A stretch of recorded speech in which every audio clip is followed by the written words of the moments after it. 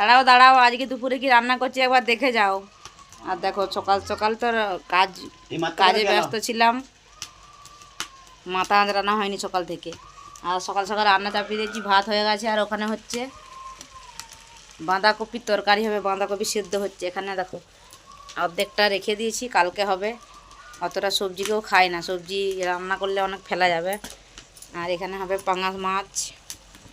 তোমাদের দাদা ভাই মাছ আনতে গিয়েছিল বাজারে, এই যে দেখো লাল লাল চাকা। পাঙাশ মাছের টক হবে। এখানে আছে ব্রিগেড মাছ, মাছের মাথা আছে, মাছের মাথাটা বাঁধাকপি ঝালে দেবো, বাঁধাকপি তরকারিতে মাছের মাথা দেবো। এখানে আমি আদা রসুন ছাড়িয়ে রেখেছি, টমেটো কেটে রেখেছি, এখন শিল ধুয়েছি, শিলে বাঁটবো। পেঁয়াজ কেটেছি। আর দেখো নতুন একটা জিনিস, কি দেখো, তাল। এখনও ভাদ্র মাস পড়েনি, শ্রাবণ মাসে তাল পেকে গেছে, দেখতে পাচ্ছ। কালকে বিষ্ণুপুরে উল্টো রথ দেখতে গিয়েছিলাম, অনেক রাত্রে বাড়ি এসেছি। রাস্তার ধারে তাল গাছের নিচে পাকা তাল পড়েছিল, কুড়িয়ে নিয়ে এসেছি।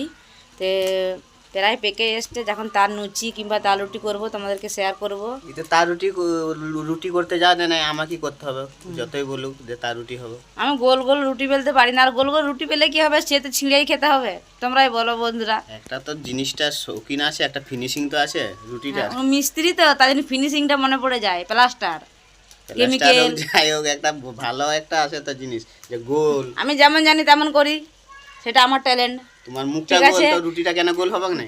সবাই চলে আসবে পাঙাশ মাছের টক খেতে আর তার লুচি খেতে। টাটা সবাইকে।